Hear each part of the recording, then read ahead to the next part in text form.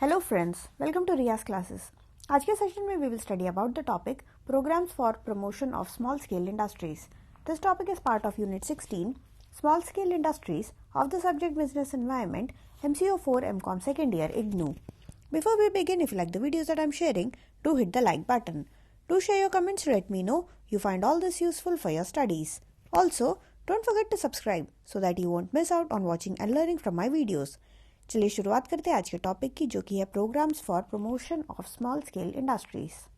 तो गवर्नमेंट ने जो है बहुत सारे पॉलिसी पैकेजेस ऑलरेडी बना रखे हैं जिससे कि हम जो है प्रमोट करें। डिफरेंट टाइप्स ऑफ पॉलिसीज जो है ऑलरेडी एग्जिस्टिंग है जिससे कि स्मॉल स्केल इंडस्ट्रीज को जो है एक बूस्टअप मिलता है, उनके डेवलपमेंट में भी जो है बहुत वो फ़ायदा करता है। और हम स्मॉल स्केल इंडस्ट्रीज़ का डेवलपमेंट क्यों ही चाहते हैं, इसका ये सारा चीज़ हमने पहले ही पढ़ लिया, क्योंकि वो हमारी इकोनॉमी में उसका जो रोल है SSI का, स्मॉल स्केल इंडस्ट्रीज़ का जो रोल है वो बहुत ही ज़्यादा इंपॉर्टेंट है।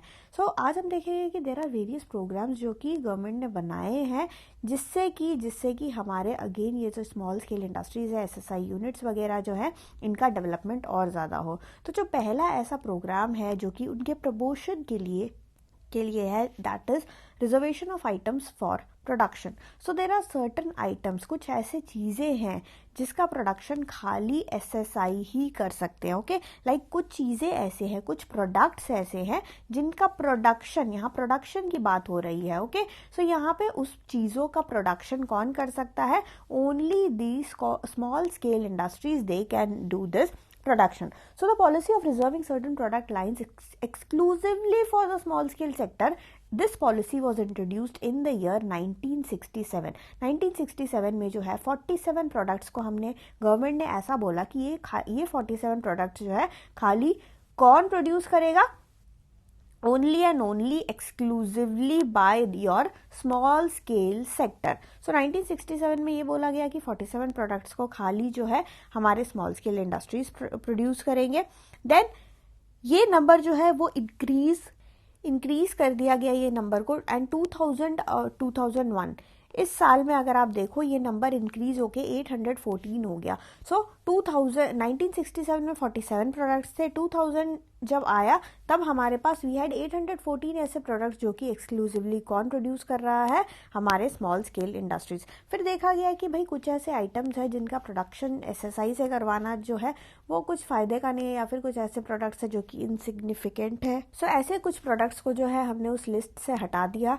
तो लिस्ट से जब हम 814 प्रोडक्ट्स में से जो है कुछ प्रोडक्ट्स जो है वो माइनस हो गए, एंड माइनस हो के हमारे पास जो है 1 जून 2002 में कितने प्रोडक्ट्स रह गए? There were 749 products. Okay, so यहाँ पे जो है ऐसे जो है आप देख सकते हो कि हमने क्या कर दिया, गवर्नमेंट ने यहाँ पे क्या किया कि प्रोडक्शन को एक्सक्लूसिवली जो है बांध दिया सेक्टर से, स्मॉल स्केल इंडस्ट्रीज से। ओके, सो प्रोडक्शन को यहाँ पे बांध दिया गया, रिजर्वेशन कर दिया गया कि ये कुछ ऐसे प्रोडक्ट्स हैं जो कि एक्सक्लूसिवली कौन बनाएगा? वो स्मॉल स्केल इंडस्ट्रीज ही बनाएंगे। तो इससे तो ऑब्वियसली जो है स्मॉल स्केल इंडस्ट्रीज का बूस्टअप होगा ही होगा। सेकेंड एक और चीज़ की गई, that was reservation of items for exclusive purchase from the small scale sector. यहाँ पे हमारा जो वर्ड है वो है keyword exclusive purchase. Okay, so previous वाले में प्रोडक्शन था, एक्सक्लूसिव प्रोडक्शन की यहाँ पे बात हो रही थी। यहाँ पे नेक्स्ट वाले में रिजर्वेशन फॉर यहाँ पे एक्सक्लूसिव परचेज। सो यहाँ पे जो है एक्सक्लूसिव परचेज में 409 आइटम्स को रखे गए थे कि भाई ये 409 आइटम्स जो है गवर्नमेंट एक्सक्लूसिवली जो है वो SSI यूनिट से खरीदेगा। हावेवर इन आइटम्स का नंबर जो है थोड़ा रिड्यूस कर दिया गया, और 1997 में वी हैड 358 आइटम्स जो थे वो एक्सक्लूसिवली रिजर्व थे for purchasing by the government. इसके अलावा जो अनदर जो प्रमोशन करने का प्रोग्राम था, दैट वाज गिविंग इंसेंटिव, जो कि ऐसे यूनिट जो कि बहुत ही ज़्यादा बैकवर्ड एरिया में है तो उन सबको जो है गवर्नमेंट जो है इंसेंटिव दे रही थी।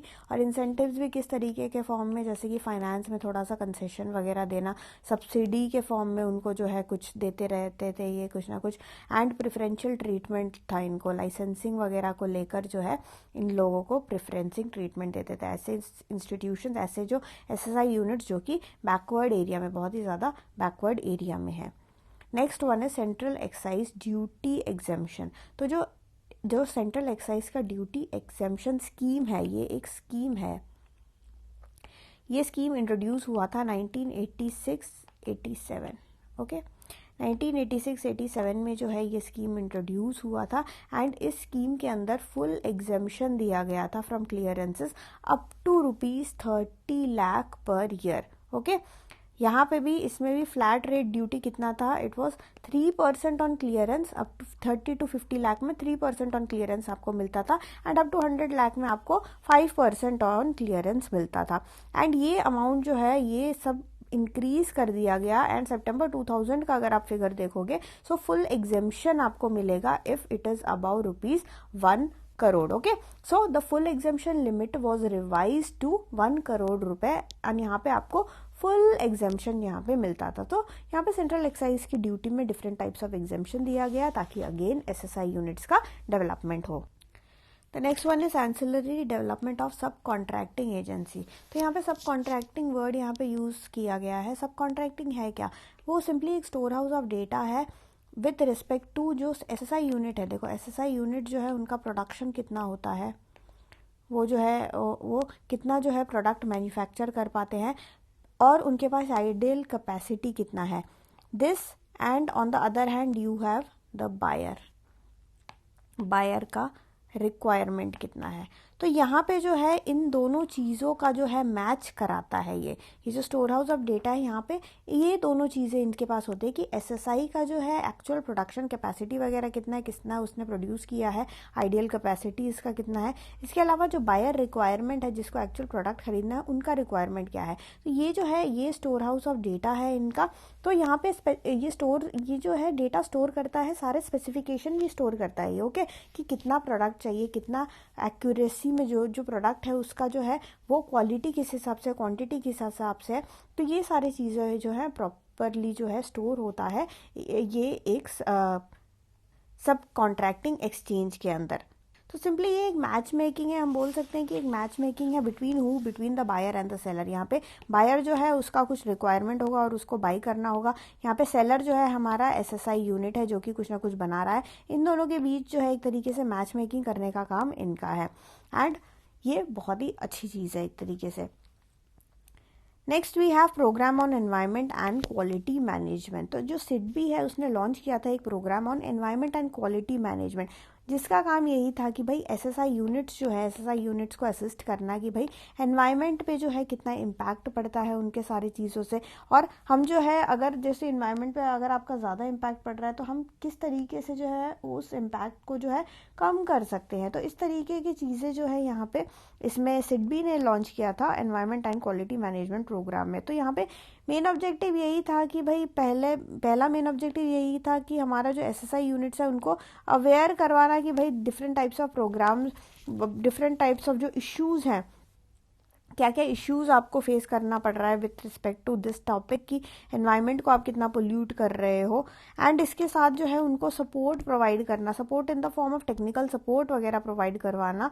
अगर कोई चीज़ हमें कोई चीज़ में चेंजेस लाने है, अगर कोई प्रोसेस में अगर आपको लगता है कि कोई चेंजेस लाना पड़ेगा तो वो सारी चीज़ें जो है टेक्निकल हेल्प जो है इनको करना है एंड उनको सिंपली एजुकेट करना है कि भाई आपका जो है आपसे क्या इम्पैक्ट होता है। हमें देखो एनवायरनमेंट को जो है इम्पैक्ट नहीं करना है, कम से कम इम्पैक्ट करना है, कभी भी एनवायरनमेंट को हार्म नहीं करना। तो ये सारा चीज़ों का अवेयरनेस जो है एसएसआई यूनिट्स को देना ही इसका काम है। And finally we have the industrial estate programme. Now ये जो इंडस्ट्रियल एस्टेट प्रोग्राम है ये लॉन्च हुआ था इन द ईयर 1955 एंड इसका मेन काम यही था कि हमारे स्मॉल स्केल इंडस्ट्रीज जो हमारे एसएसआई यूनिट है उनको एनकरेज करना, उनका प्रमोशन करना, उनका जो है डेवलपमेंट करना। तो ये जो सिंपली ये क्या करते हैं, ये इंफ्रास्ट्रक्चर